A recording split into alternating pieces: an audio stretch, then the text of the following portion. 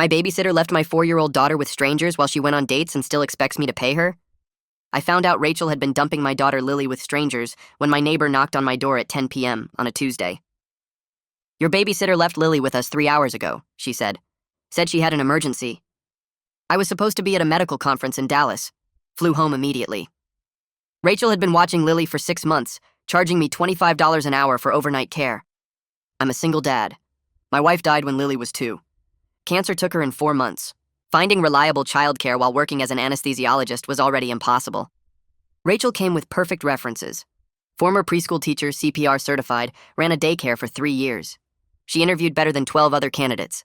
I thought I'd finally found someone trustworthy. The first 3 months were perfect. Lily loved her.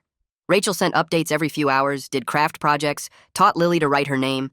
I paid her $3,000 a month for part-time care, plus overtime for overnight shifts when I had emergency surgeries. Never questioned the cost because Lily was safe and happy. Or so I thought.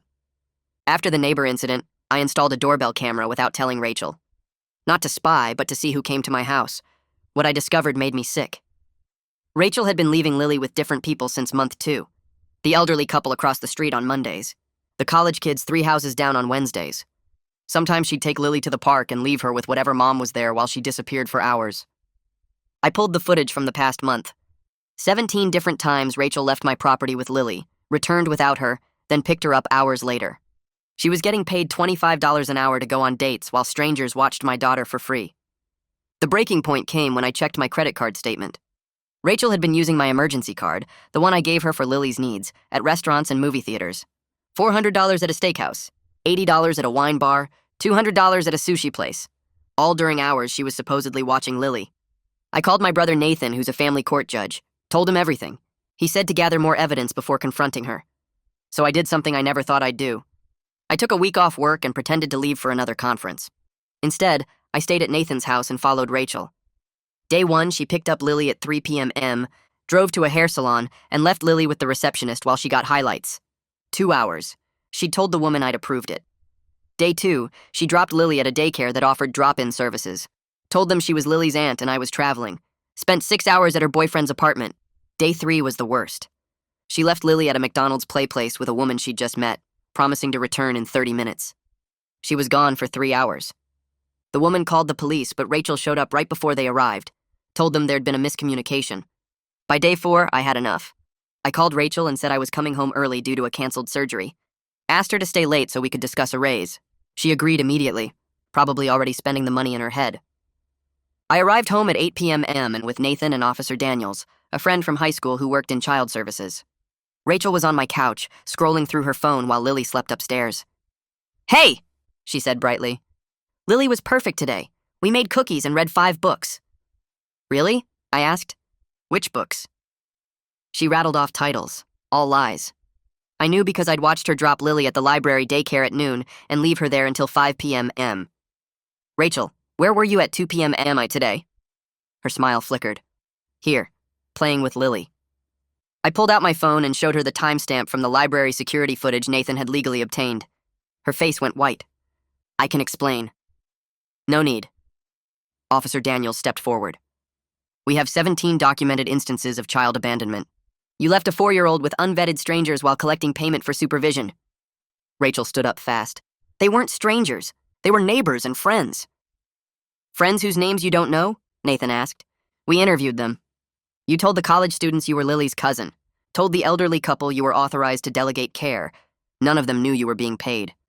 "This is ridiculous!" Rachel shouted. "I never put Lily in danger." "You left her at a McDonald's with someone you'd known for 10 minutes, I said. That woman almost called CPS.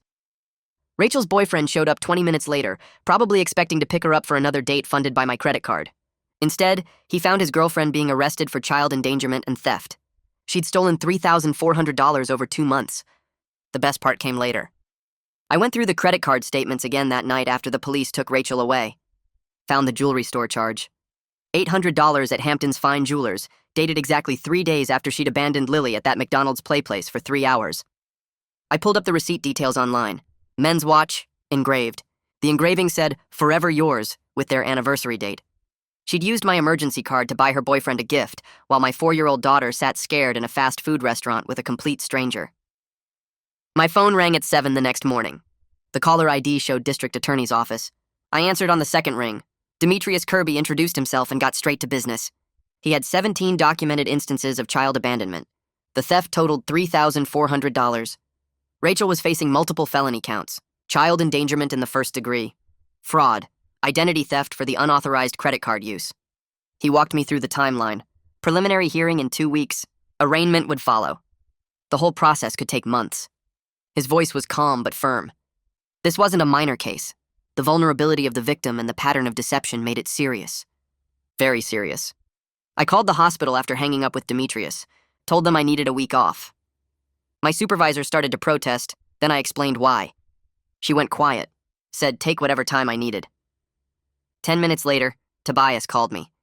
He'd already heard through the grapevine, said he'd cover my entire surgery schedule for the week. No arguments. Family came first. The hospital would manage just fine without me. His voice was kind, understanding. I felt grateful for colleagues who actually gave a damn. Lily woke up asking for Miss Rachel. I made her breakfast while trying to figure out how to explain this. She ate her cereal slowly, looking at the door every few minutes, waiting. She asked 3 more times where Miss Rachel was. Each question felt like a knife. I finally sat down across from her at the kitchen table. Miss Rachel made some bad choices, I told her. She won't be your babysitter anymore. Lily stared at me with those big eyes. Asked if Miss Rachel was coming back tomorrow. No, sweetie, not tomorrow. Not ever. But why, Daddy? The confusion on her face broke something inside me. Because she didn't take good care of you the way she was supposed to. She seemed more puzzled than upset. Didn't cry, didn't throw a fit. Just nodded slowly like she was trying to understand something too big for a 4-year-old brain. That response scared me more than tears would have. She didn't understand she'd been in danger. Couldn't comprehend that strangers shouldn't be trusted with children. The innocence was beautiful and terrifying at the same time. Nathan came over that afternoon with paperwork for civil court. We were filing for restitution. The $3,400 she stole was obvious.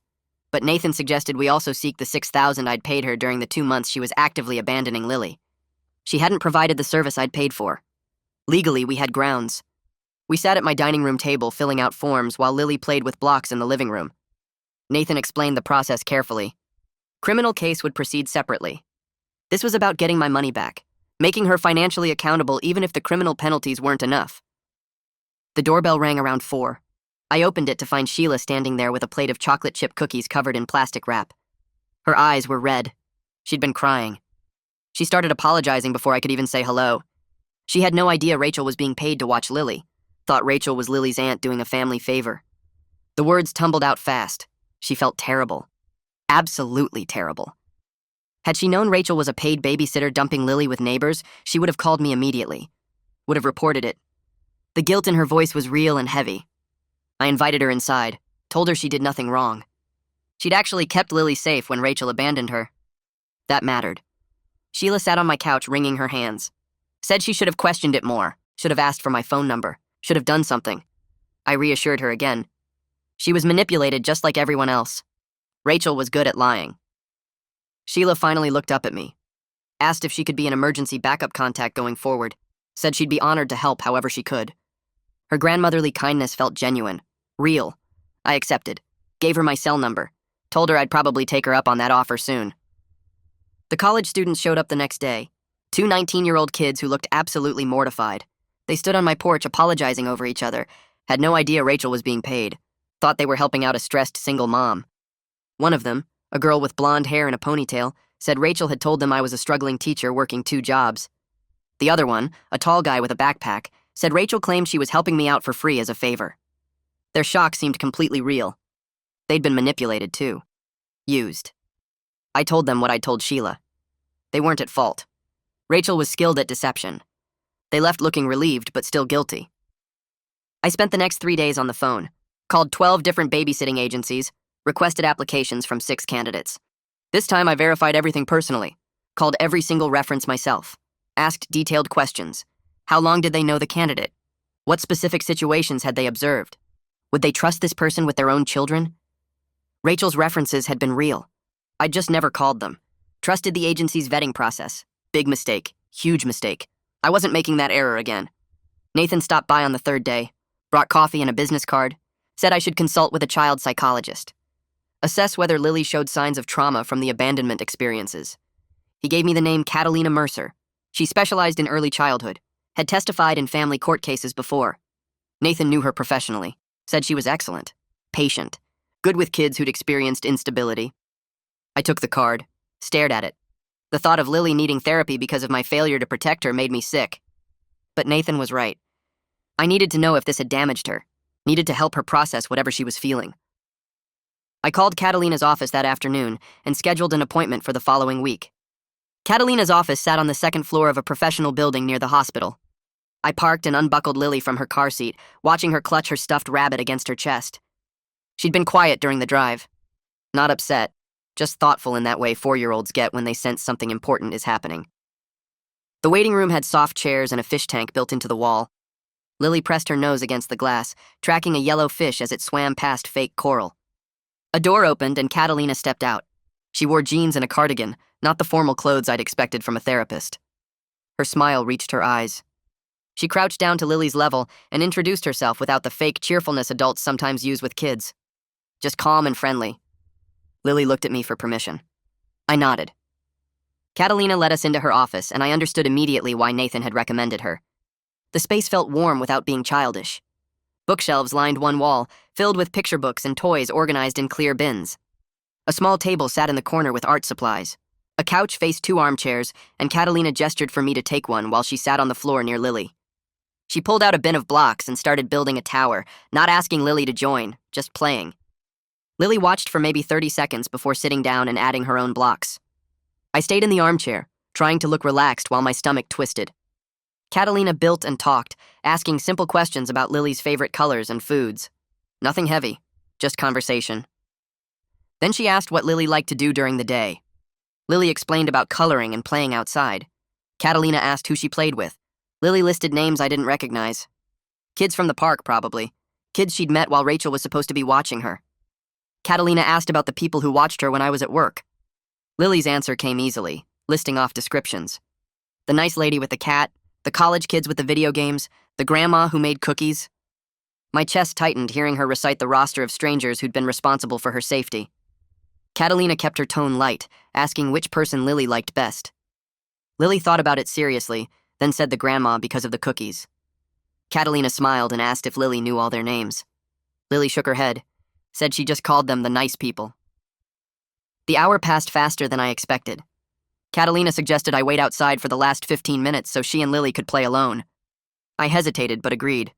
Sat in the waiting room watching the fish swim in circles, wondering what Lily was saying without me there.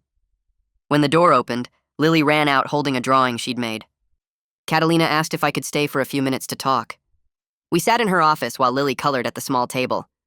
Catalina spoke quietly, saying Lily seemed remarkably well-adjusted overall. Bright and social, no obvious signs of trauma, but she'd noticed some confusion when they talked about who should watch children. Lily thought any adult who was nice could be a babysitter. Didn't understand the difference between family, hired caregivers, and strangers. She'd also mentioned being left places without much concern, like it was normal. Catalina recommended 3 more sessions to help Lily process the changes and understand better boundaries. Help her recognize what appropriate adult behavior looked like. I agreed immediately, asked if there was anything I should be doing differently at home. Catalina said to keep routines consistent and predictable. Let Lily know exactly when I'd be back whenever I left. Follow through every single time. Predictability would rebuild her sense of security. We scheduled the next appointment for the following week.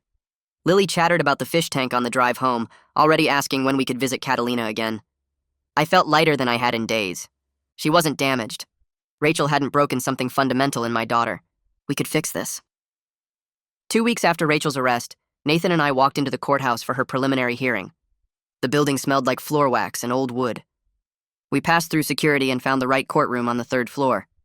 Rachel sat at the defense table with her lawyer, a middle-aged man in an expensive suit. She'd lost weight. Her face looked drawn, hair pulled back in a messy ponytail.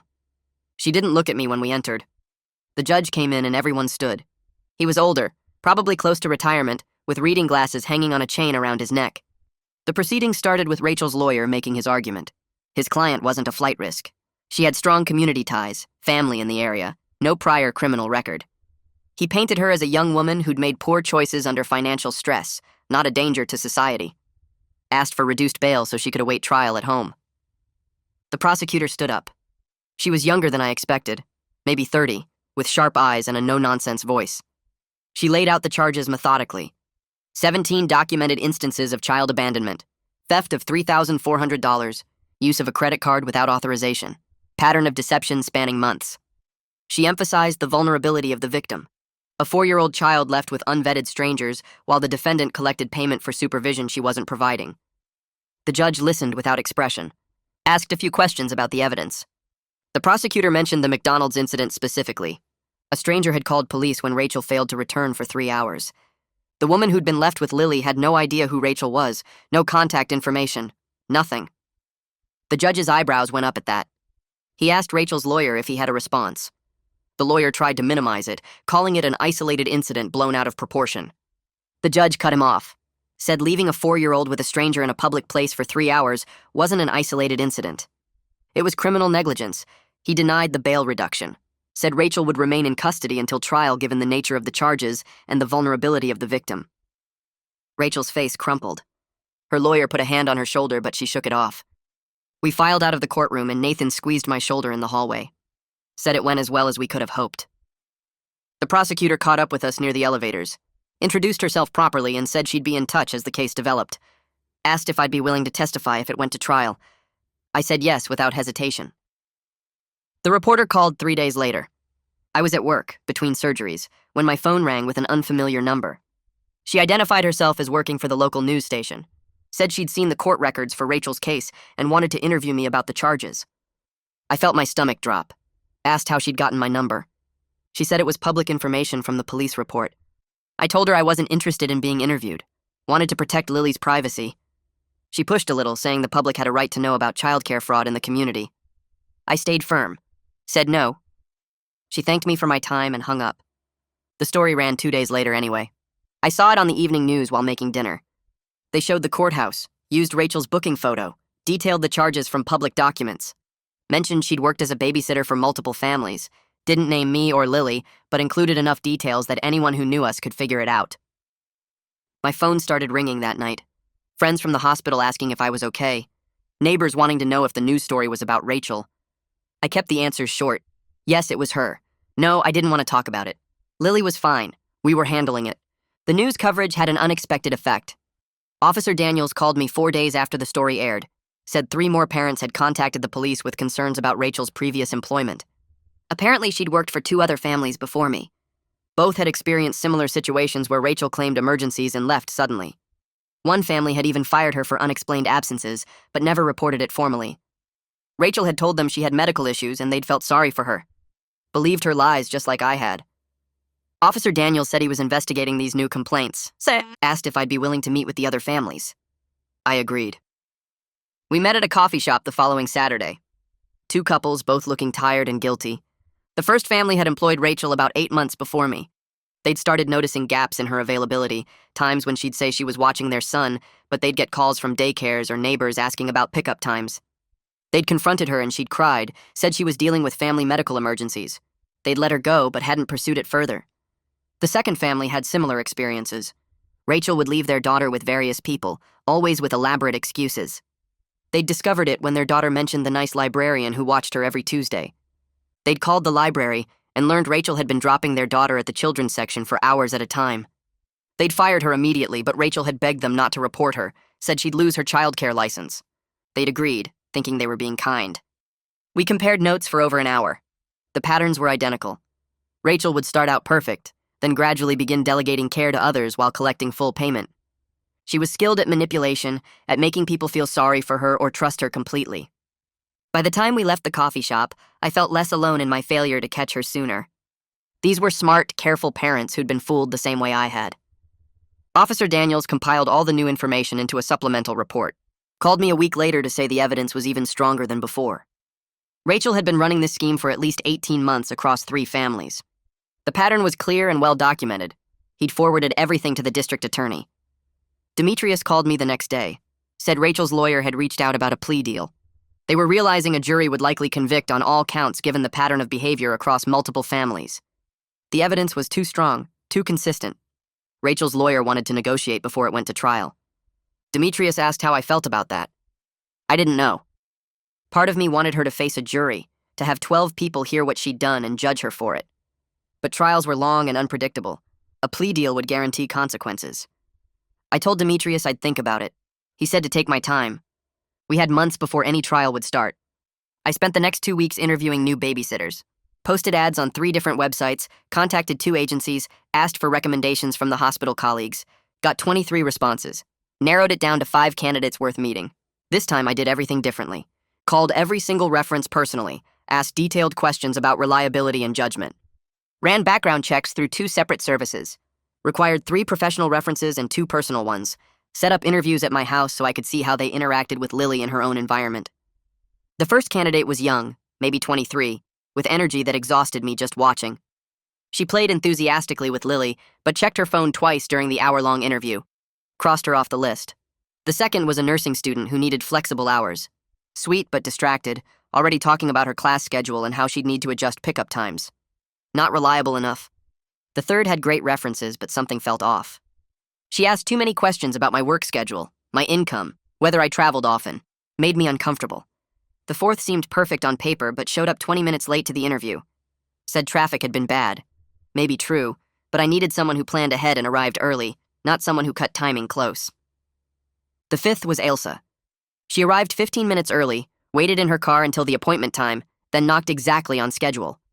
Wore comfortable clothes suitable for playing with kids. Brought a small bag with a children's book and some simple craft supplies, explaining she liked to come prepared but wanted to see what Lily already enjoyed before assuming anything. She was maybe 60, with gray hair and laugh lines around her eyes. Retired elementary school teacher who'd spent 30 years with second graders. Started babysitting after her own grandchildren moved to another state with their parents. She missed having kids around.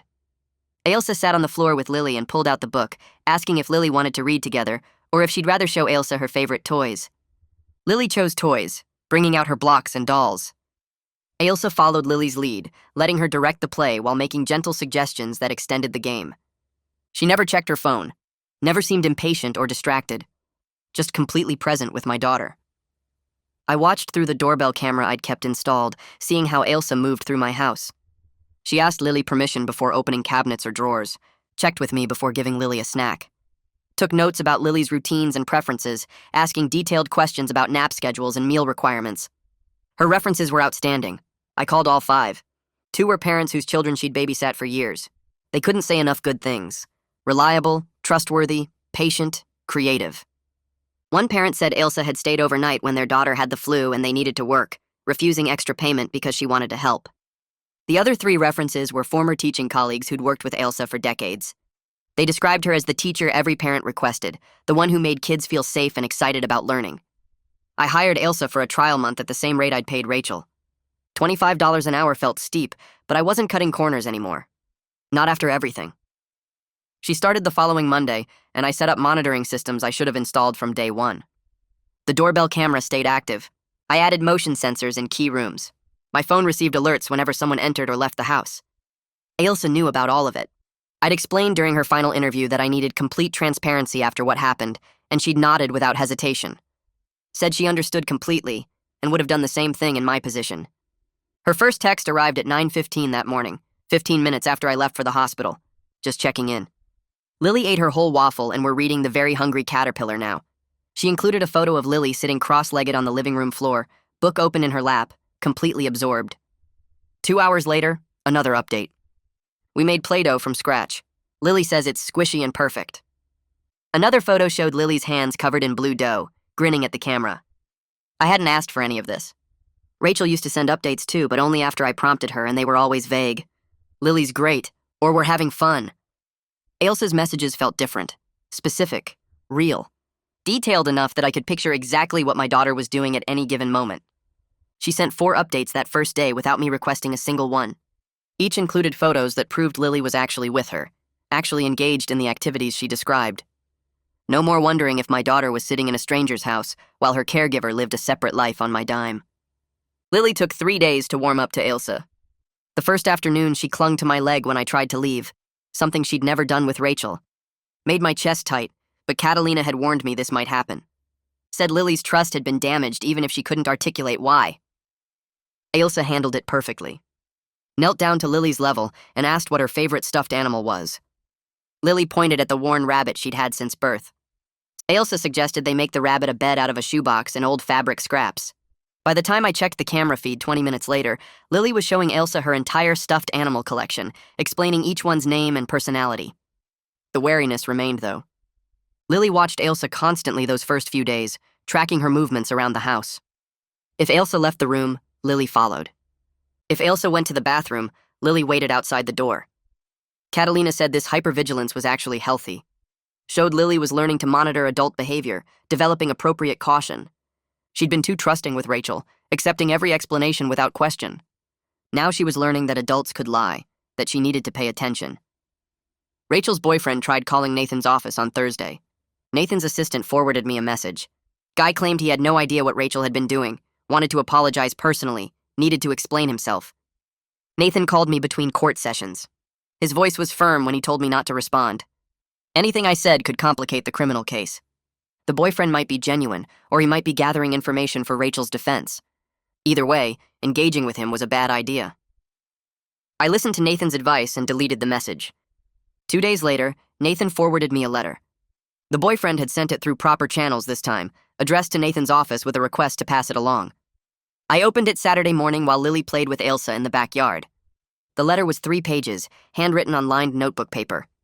He explained he'd met Rachel 4 months ago on a dating app.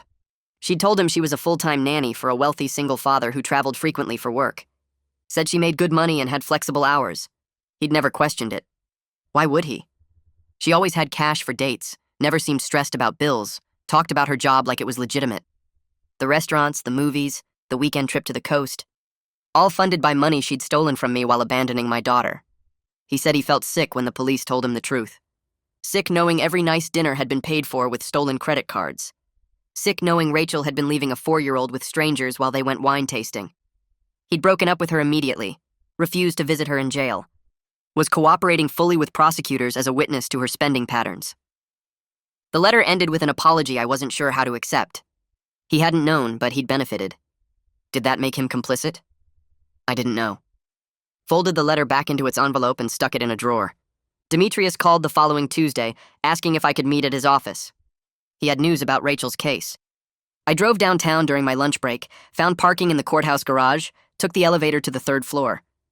Demetrius met me in the lobby, shook my hand, led me to a small conference room with a scratched table and uncomfortable chairs. He got straight to the point. Rachel's lawyer was pushing hard for a plea deal. She'd plead guilty to child endangerment and theft charges if they dropped the identity theft charge.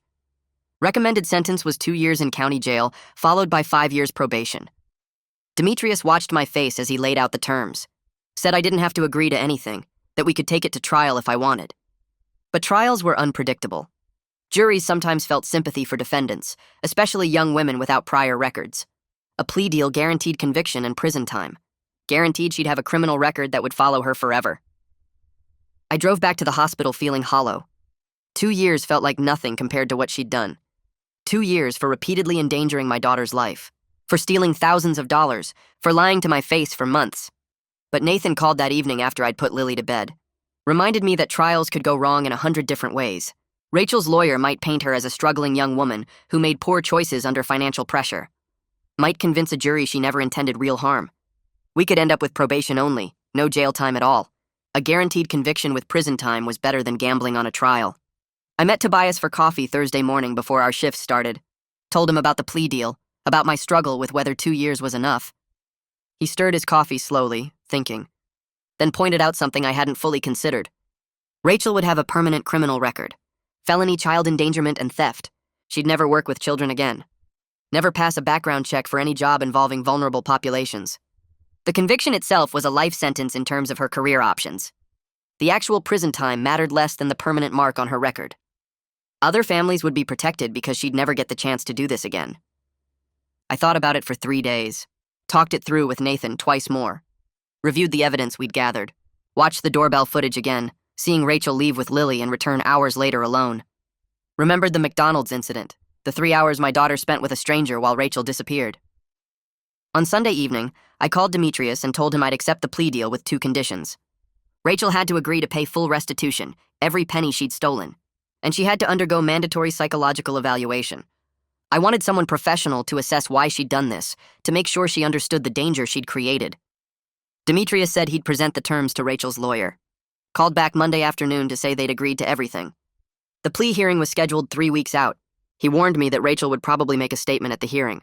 Probably try to minimize what she'd done or explain it away with excuses about stress or financial problems. I needed to prepare myself to sit there and listen without reacting emotionally. The judge wouldn't appreciate outbursts, and anything I said could jeopardize the plea agreement. I took Lily to her third session with Catalina that Wednesday, sat in the waiting room while they worked together in the therapy office. Through the partially open door, I could hear Lily's voice as she played with dolls, making them talk to each other in high-pitched tones. One doll kept leaving and the other kept asking when she'd come back. Over and over. The leaving doll promised to return soon, then disappeared for what Lily narrated as a really long time. The waiting doll cried and asked other dolls for help. Catalina's gentle voice guided the play, asking questions about how the dolls felt, what they needed to feel safe. After the session ended and Lily went to play with toys in the corner, Catalina explained what I'd witnessed. Lily was processing abandonment anxiety through play, working through her confusion about why Rachel kept leaving and why different people kept watching her. The repetitive scenarios were her way of trying to make sense of something that didn't make sense. Adult behavior that violated the basic trust children need to feel secure. Catalina walked me through the next steps before we left her office. She pulled out a printed schedule template and started filling it in with specific times. Drop off at 8:30 every morning. Pick up at 5:15 every evening. Nap time from 1 to 3. Snack at 4. She wrote it all down in big letters and suggested I make copies for both me and Ailsa. Post one on the fridge where Lily could see it. The routine needed to become automatic, predictable as breathing. She explained that kids Lily's age understand time through patterns more than numbers on a clock. When I said I'd be back at 5:15, I needed to walk through that door at 5:15 exactly. Not 5:20, not 5:10. Exactly when I promised, every single time. If an emergency came up and I'd be late, I needed to call Ailsa and have her explain to Lily that Daddy was stuck, but would be home as soon as possible. No surprises, no unexplained absences. Every departure needed an explanation, and every return needed to match the promise. I started implementing everything that same day. Made 3 copies of the schedule at the office printer. Hung one on the fridge at Lily's eye level with colorful magnets. Gave one to Ailsa. Kept one in my wallet. When I dropped Lily off the next morning, I knelt down to her level and pointed at the clock on the wall. The big hand was on the 6 and the little hand was on the 8. I told her I'd be back when the big hand was on the 3 and the little hand was on the 5. She nodded but looked uncertain. I kissed her forehead and left exactly on schedule. That first week felt exhausting, watching the clock constantly, leaving the hospital at exactly 4:50 to make sure I hit no traffic delays. Walking through my front door at precisely 5:15 to find Lily playing with blocks and Ailsa reading nearby. Lily looked up each time with something like relief crossing her face. By the second week, the difference became obvious. Lily stopped asking me repeatedly when I'd be home. She stopped clinging to my legs during morning drop-offs. When I explained I'd be back at 5:15, she just said okay, and went back to whatever she was doing. The anxiety that had been making her voice tight and her questions endless started fading. She began trusting that Ailsa would be there when she woke from her nap, that I would return when I promised, that the adults in her life would do what they said they'd do. The plea hearing arrived on a Thursday morning 3 weeks after I'd accepted the deal. Nathan met me at the courthouse at 8:45. We went through security together and found seats in the gallery. The courtroom felt cold and official with its dark wood panels and high ceiling. Other cases were scheduled before Rachel's, so we sat through 2 DUI hearings and a probation violation before her name got called. Rachel walked in wearing an orange jumpsuit with her hands cuffed in front of her. She looked smaller than I remembered, thinner. Her hair hung limp around her face, and she kept her eyes on the floor as the bailiff led her to the defense table. Her lawyer stood when the judge entered. Everyone rose. The judge was a woman in her 60s with gray hair pulled back tight and glasses on a chain around her neck. She reviewed the file for a moment before addressing the court. Rachel's lawyer confirmed his client was ready to enter a guilty plea. The judge asked Rachel to stand and state her full name for the record. Rachel's voice came out barely above a whisper. The judge asked her to speak up. She repeated her name louder. The judge went through each charge methodically. Child endangerment, theft, fraud. Asked Rachel how she pleaded to each one. Guilty, guilty, guilty. Her voice stayed flat and mechanical. When given the opportunity to make a statement, Rachel pulled out a folded piece of paper from somewhere. Her hands shook as she unfolded it. She read in that same flat voice about how sorry she was, how she never meant to put Lily in danger, how her judgment became impaired by financial stress and relationship problems, how she hoped I could forgive her someday. The words sounded rehearsed and empty. Financial stress didn't explain charging $800 at a jewelry store. Relationship problems didn't justify leaving my daughter with strangers for hours at a time. The premeditation was obvious in every documented instance. She'd planned where to leave Lily, lied to multiple people about who she was and what authority she had, spent my money deliberately on dates and personal luxuries. Nothing about her statement acknowledged the calculated nature of what she'd done. The judge let her finish reading. Then she removed her glasses and looked directly at Rachel.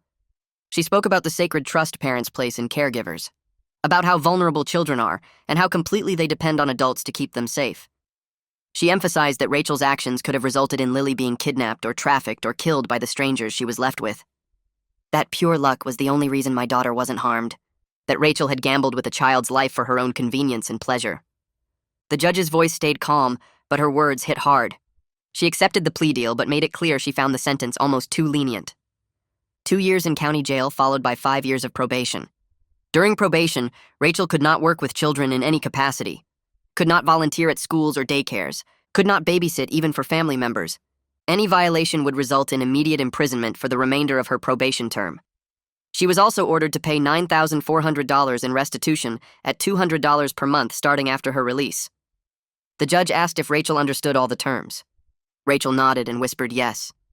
The bailiff led her back out through the side door. The whole proceeding took maybe 20 minutes. Nathan and I walked out of the courthouse into bright morning sunlight. I felt hollow. Justice had been served in the technical sense. Rachel would go to prison. She'd have a permanent record.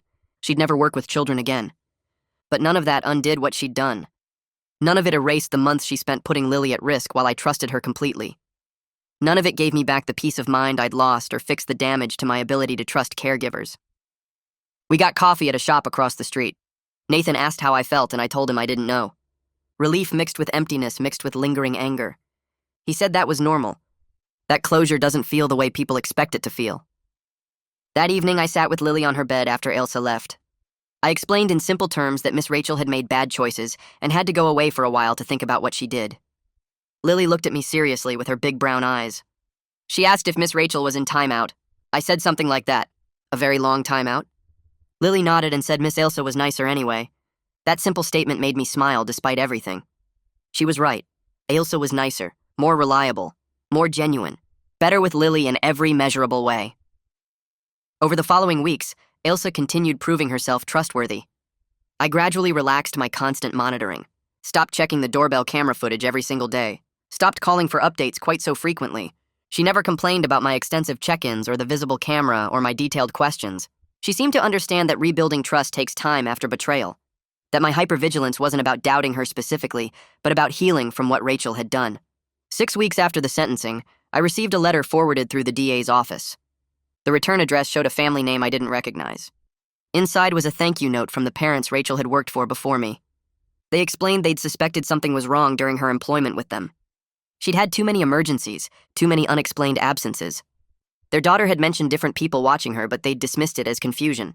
They'd blamed themselves for being paranoid and overprotective. When they saw the news coverage of Rachel's arrest and conviction, everything clicked into place. Their instincts had been correct. Reading their letter brought an unexpected sense of validation. Knowing their concerns were justified gave them closure. Knowing my actions had confirmed what they'd suspected helped them stop second-guessing themselves. They thanked me for pressing charges and seeing it through to conviction, for protecting other families by making sure Rachel could never do this again. I wrote to Catalina a few weeks later, asking if she could do one more session with Lily. 2 months had passed since the sentencing, and I wanted to know if any damage lingered under the surface. She scheduled us for a Thursday afternoon, and I took off work early to bring Lily in. The office looked the same with its bright toys and soft chairs. Lily went straight to the dollhouse in the corner, while Catalina and I talked quietly near the door. She spent 40 minutes observing Lily through different play scenarios, asking gentle questions about school and friends and what she did when she felt scared. Lily answered easily, building elaborate stories with the dolls about families eating dinner and going to the park. Nothing seemed off in her responses or her body language. When Lily moved to the art table to draw, Catalina pulled me aside. She said Lily showed completely normal attachment patterns with me and appropriate wariness with new adults, which was exactly what we wanted to see. The early intervention had worked. Lily processed the abandonment experiences through therapy before they could settle into lasting trauma. She developed healthy boundaries and understood that some adults make bad choices, but that didn't mean all adults were unsafe. I felt relief wash through me hearing those words. Catalina added that Lily might have questions later as she got older and understood more about what happened. But for now, she was a resilient, well-adjusted 4-year-old who trusted her dad and felt secure in her daily life. I called Nathan that evening after putting Lily to bed, told him what Catalina said and how grateful I felt that we'd caught everything early enough to prevent real damage. He listened quietly and then reminded me that I needed to stop blaming myself for not discovering Rachel's lies sooner. Rachel was a skilled manipulator who'd fooled multiple families before mine. She had perfect references, a believable story, and 3 months of excellent behavior that built trust before she started abandoning Lily. I'd done everything right once I learned the truth. I'd gathered evidence methodically, involved the proper authorities, and made sure Lily got professional help immediately. That's what mattered. His words helped, but didn't completely erase the guilt I carried. I kept thinking about all those times I'd paid Rachel thinking Lily was safe when she was actually with strangers. All those hours I'd worked confident my daughter was cared for properly. The what-if still haunted me at night, even though logically I knew Nathan was right. 3 weeks later, my supervisor called me into her office at the hospital. Several colleagues had apparently expressed anxiety about their own babysitting arrangements after hearing about my situation through the staff gossip network. She asked if I'd be willing to speak at the next staff meeting about childcare vetting and the red flags I'd missed. I agreed immediately, hoping my experience could help other parents avoid similar situations. The meeting happened on a Wednesday morning before shift change. About 30 doctors and nurses crowded into the conference room, most of them parents who looked genuinely worried. I walked them through the whole timeline, starting with Rachel's perfect interview and references. Explained how I'd verified her credentials through the agency, but never called the references myself. Described the gradual pattern of emergencies and unexplained absences that I'd dismissed because Lily seemed happy. Talked about the doorbell camera footage and credit card charges that finally revealed the truth. I focused on specific red flags like Rachel's reluctance to provide detailed daily reports, her tendency to take Lily places without asking permission first, and the way she'd isolated me from other parents who might have noticed inconsistencies. Several people took notes and asked questions about background check services and camera systems. One nurse admitted she'd been using a babysitter for 6 months who never sent updates during the day. Another doctor said his nanny had multiple family emergencies every month that required schedule changes. They left with concrete action steps and resources. I felt like something good had come from the nightmare if it helped even one family protect their kid better. The envelope arrived on a Tuesday afternoon 3 months after the plea deal. Plain white with a county jail return address and my name typed on a label. Inside was a money order for $200 and a payment receipt showing it came from Rachel's prison account. She'd started her restitution payments. $200 was almost nothing compared to the $9,400 she owed, but seeing that payment gave me unexpected satisfaction. She was being held accountable even while locked up. Every month she'd have to send money knowing it was going to the family she'd betrayed. That felt like justice in a small, tangible way that the sentencing hadn't quite provided. I deposited the check and updated my tracking spreadsheet. At this rate, it would take her 4 years to pay everything back, but I didn't care how long it took. The principle mattered more than the timeline. Ailsa brought up the preschool idea during one of our regular check-ins. She'd been watching Lily for almost 3 months by then, and noticed Lily didn't have much interaction with other kids her age. Suggested a local program that met 3 mornings a week focusing on social skills and early learning through play. I felt my stomach tighten at the thought of trusting another institution with Lily.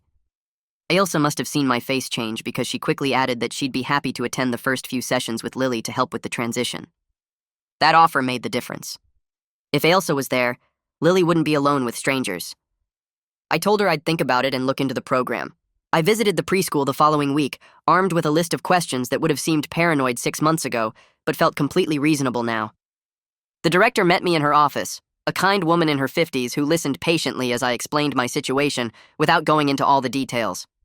She understood immediately and didn't seem offended by my extensive vetting process. She provided a binder with background checks on every staff member, all current and valid. Gave me references from 5 current parents whose kids had been in the program for over a year. Walked me through their security protocols, including sign-in sheets, ID verification for pickup, and cameras in every classroom that parents could access through a secure app. She even offered to let me observe a class session before enrolling Lily. I called all 5 parent references that evening. Every one of them praised the program and the staff, describing consistent, caring teachers who communicated regularly and treated the kids with genuine warmth. One mom mentioned her son had special needs, and the staff had worked closely with his therapists to accommodate him. Another dad said his daughter had been shy and anxious, but blossomed socially after 2 months in the program. By the end of the calls, I felt cautiously optimistic that this might actually work. Lily started the next Monday with Ilsa sitting in the back of the classroom. I dropped them off together, my heart pounding as I watched Lily walk through the door holding Ilsa's hand. The director had assigned Lily to a class with 12 other 4-year-olds and 2 teachers who introduced themselves warmly. I forced myself to leave and go to work, checking the classroom camera app every 30 minutes between surgeries. The video showed Lily sitting close to Ilsa during circle time, gradually moving toward the other kids as the morning progressed. By Wednesday, she was playing at the art table with 2 other girls, laughing as they painted with their fingers. Ilsa had moved to a chair by the wall, present but not needed. Friday marked the end of the first week, and Lily came home chattering about her new friends and the story the teacher had read about a caterpillar. She wanted to go back on Monday. The transition had worked. Ilsa continued attending for another week, and then gradually reduced her time, staying for an hour, then 30 minutes, then just drop off and pick up. Lily handled each step without anxiety. She'd made 3 close friends and knew all the classroom routines. Her cubby had her name on it, and her artwork covered our refrigerator at home. She was thriving in ways I hadn't seen before, showing a confidence and independence that amazed me. Watching Lily bounce back made me realize I was recovering slower than she was. She'd moved forward with the natural adaptability of childhood, while I still carried anger and trust issues that affected my daily life. I checked the cameras obsessively, called Ilsa multiple times during her shifts, and felt my chest tighten every time Lily mentioned a new adult at preschool. Tobias noticed during a coffee break at the hospital. Asked how I was really doing beyond the surface-level responses I gave everyone. I admitted I was struggling more than I'd expected. He suggested I might benefit from talking to someone professionally, the same way Lily had worked with Catalina. The suggestion made sense even though part of me resisted it. I wasn't the victim here. Lily was. But Tobias pointed out that betrayal trauma affects everyone differently, and there was no shame in needing help to process it. He gave me the name of a therapist who specialized in trust issues and trauma. I called her the next day and scheduled an appointment for the following week. The therapist's office was nothing like Catalina's cheerful space. It had neutral colors and comfortable furniture that felt professional but not clinical. She listened as I explained the whole situation with Rachel, my ongoing hypervigilance with Ilsa, and the guilt that kept me awake some nights. She asked good questions about my wife's death and how that loss had affected my ability to trust caregivers. Made connections I hadn't considered between my fear of losing Lily and my difficulty believing anyone could care for her properly. Over the next several sessions, she helped me understand that hypervigilance had served a protective purpose initially, but needed to evolve into healthy caution rather than paralyzing fear. She taught me techniques for managing the anxiety that spiked whenever I thought about Lily being with other adults. Helped me separate reasonable safety measures from obsessive monitoring that was damaging my mental health. The work was harder than I'd expected, but necessary. 4 months after Rachel's sentencing, I woke up one morning and realized I felt different. Lighter somehow. I'd learned to trust Ilsa's consistency and reliability without needing constant proof. Stopped checking the cameras every hour and reduced my check-in calls to once per shift. Lily was thriving in preschool with an expanding social circle and growing independence that filled me with pride rather than fear. The restitution payments arrived monthly like clockwork, a tangible reminder that justice was served. I'd spoken at 2 more hospital meetings about childcare safety and received thank you emails from parents who'd implemented better vetting processes. Life had found a new rhythm that felt stable and healthy. The nightmare with Rachel had transformed into hard-earned wisdom about protecting Lily while still allowing her to grow and experience the world. I'd learned to balance caution with trust, vigilance with peace, and responsibility with self-care. We were both healing, moving forward together into a future that felt secure in ways I hadn't believed possible 4 months ago. Nathan called on a Thursday afternoon while I was reviewing patient charts at the hospital. He told me Rachel's boyfriend had reached out through proper legal channels this time, asking if I'd be willing to accept his personal apology in writing. I agreed, mostly because I was curious what he could possibly say that would matter at this point. The letter arrived 3 days later in a plain white envelope with no return address. He wrote that he'd spent months thinking about his role in everything that happened, even though he hadn't known Rachel was stealing or abandoning Lily. He said he should have questioned where her money came from, why she always had cash for expensive dinners, how she could afford to take him on weekend trips while working part-time. The details made me uncomfortable because they painted a picture of the life Rachel was living with my stolen money, while my daughter sat with strangers. He explained that he'd broken up with Rachel the night of her arrest and hadn't spoken to her since, that he was working with prosecutors as a witness to document her spending patterns. The letter was 3 pages long and felt genuine in a way that surprised me. At the bottom was a $500 check made out to me with a note explaining he felt partially responsible for benefiting from stolen money, even though he didn't know its source. I stared at that check for a long time, not sure how to feel about it. The gesture seemed sincere but also inadequate, like putting a Band-Aid on a wound that needed stitches. I decided to deposit it in a college fund I'd started for Lily the week after Rachel's sentencing. Money that would sit untouched until she was 18, and hopefully help her build a future that wasn't defined by what happened when she was 4. Sheila started coming by every Sunday morning with fresh baked goods and offers to watch Lily for short periods when Ailsa wasn't available.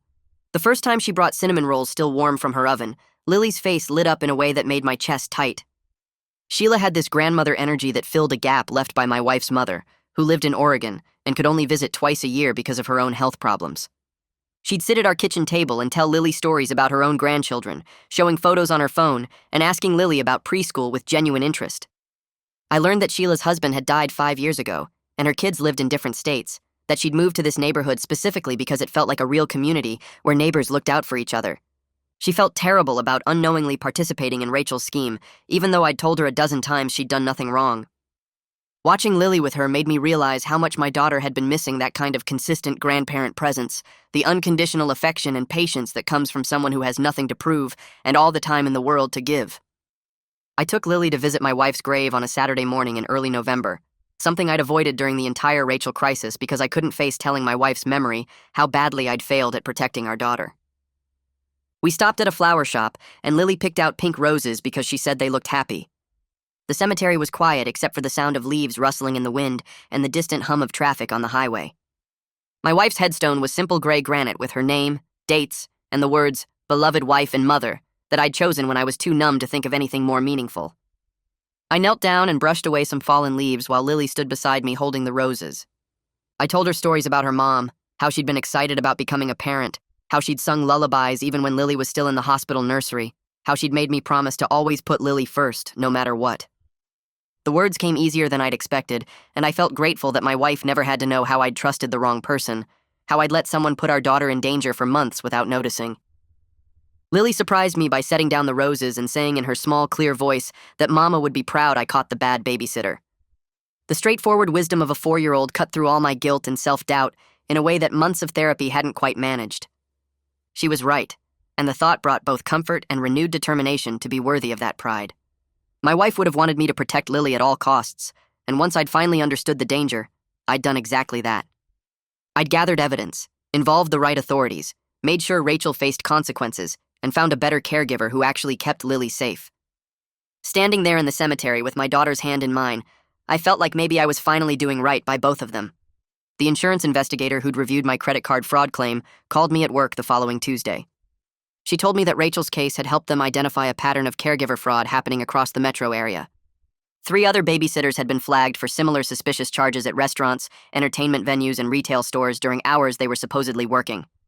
The investigation had expanded to include multiple families and potentially dozens of victims who'd been paying for childcare while their sitters lived it up on stolen credit cards. She thanked me for being so thorough with my documentation and said my evidence had become a template for how they were approaching the other cases. Knowing that our nightmare was helping protect other families made the whole experience feel slightly less pointless, like maybe some good could come from all the damage Rachel had caused. Officer Daniels stopped by the house one evening to tell me the police department was implementing new protocols for investigating childcare complaints based on lessons learned from Rachel's case. They were training officers to recognize abandonment patterns and take reports more seriously, even when children appeared physically unharmed. He explained that too many cases like ours got dismissed because the kids seemed fine and parents felt embarrassed about being deceived. The new training would emphasize that emotional harm and breach of trust were serious issues deserving proper investigation. He showed me the training materials they were developing, which included examples from our case with identifying details removed. Seeing Rachel's pattern of behavior laid out in official police documentation made it feel more real somehow, less like something that had only happened to us, and more like a recognized crime that other families needed to know about. 6 months after Rachel's arrest, I got an email from a parents' advocacy group asking if I'd be willing to share my story for a child care safety awareness campaign. They wanted to create educational materials, helping other parents recognize warning signs they might miss, the red flags that seemed obvious in hindsight, but were easy to overlook when you trusted someone. I agreed to participate anonymously, hoping to help other parents avoid the mistakes I'd made. Over the next few weeks, I worked with their team to outline the key warning signs from my experience, things like unexplained absences, vague explanations about activities, resistance to communication, and unusual credit card charges. They created a checklist and informational brochure that would be distributed through pediatrician offices and daycare centers across the state. Knowing my story might prevent even one other family from going through what we'd experienced made all the pain and embarrassment feel worthwhile. Ailsa and I developed a strong working relationship, built on clear communication and mutual respect over those months. She understood my need for constant updates and complete transparency about where they were and what they were doing. She never complained about my frequent check-ins or the cameras I kept running or the detailed questions I asked about every activity. I appreciated her patience with my ongoing caution about Lily's safety, the way she'd send photos without being asked and call if plans changed even slightly. We'd established a routine that felt secure and predictable, with consistent schedules and clear expectations that helped both Lily and me feel safe. She treated my hypervigilance as reasonable, given what had happened rather than paranoid or controlling, which made it easier for me to gradually relax my grip and trust her consistency. Lily's preschool teacher pulled me aside after pickup one afternoon to tell me how well-adjusted and confident Lily seemed in class. She said Lily was making friends easily, participating enthusiastically in activities, and showing no signs of the abandonment issues Catalina had worried about initially. The teacher had no idea what Lily had been through with Rachel, which felt like a victory, proof that our early intervention and therapy had worked. Lily was just a normal, happy 4-year-old learning her letters and playing dress-up with her classmates, not a traumatized child struggling to trust adults or form attachments. Watching her skip across the playground toward me with a painting she'd made, I realized we'd actually made it through to the other side of this nightmare mostly intact. The notification arrived on a Tuesday morning through the county corrections portal, a brief automated message that Rachel had been transferred to a work release program for her final 6 months. She'd be allowed to work during the day while returning to custody each night, and her monthly restitution payments were increasing from $200 to $400. The notification also mentioned mandatory parenting classes despite her having no children, which struck me as both appropriate and deeply ironic. I forwarded the email to Nathan without comment, knowing he'd want to track her compliance with the new requirements. He called me back within an hour to discuss something else entirely, his voice carrying that particular energy he got when sharing professional insights. Rachel's case had become a reference point in family court, he explained, with judges across 3 counties citing it when evaluating caregiver negligence claims. Attorneys were using the documented abandonment pattern as a benchmark for what constituted criminal endangerment versus poor judgment. Knowing our nightmare was now protecting other children from similar situations provided a type of closure that went beyond Rachel's conviction and sentence. The criminal justice system had worked, but this felt bigger, like something meaningful had emerged from all the fear and betrayal. Nathan mentioned he'd been approached twice in the past month by lawyers seeking his perspective on childcare cases, and each time he'd emphasized the importance of documentation and taking parent concerns seriously. The ripple effects of what Rachel had done were creating actual change in how courts handled these situations, making it harder for future babysitters to dismiss their responsibilities or manipulate trust the way she had. The following Thursday brought Lily's preschool graduation ceremony, a small event in the school gymnasium with folding chairs arranged in neat rows and construction paper decorations taped to the walls. Parents filled the seats with cameras ready, while teachers herded 20 excited 4-year-olds into position for their performance. Lily wore the purple dress she'd picked out herself, her hair pulled back with butterfly clips, and she kept waving at me from the stage with barely contained energy. The ceremony started with each child receiving a certificate printed on cardstock with their name in fancy letters, and Lily accepted hers with a serious expression that made her look suddenly older. Then came the play about friendship, a simple production where kids took turns saying lines about sharing and being kind and helping each other. Lily played a character who learned to include everyone at recess, delivering her lines with surprising confidence and only forgetting one word. Watching her up there under the bright gymnasium lights, performing for a crowd without hesitation or fear, I realized she hadn't just recovered from Rachel's betrayal. She'd grown stronger through everything that came after, through the therapy sessions with Catalina and the consistent routines with Ailsa, and the security of knowing exactly who would be there when she woke up each morning. The stability we'd built together had given her something solid to stand on, and she was thriving in ways that went beyond simply bouncing back from trauma. After the ceremony ended, we gathered at a local pizza place to celebrate with the people who'd helped us reach this point. Ailsa arrived first, bringing a wrapped present for Lily that turned out to be an art supplies kit she'd been eyeing at the store. Sheila showed up with homemade cupcakes decorated with graduation caps made from chocolate and cookies, fussing over Lily like the grandmother she'd become to us.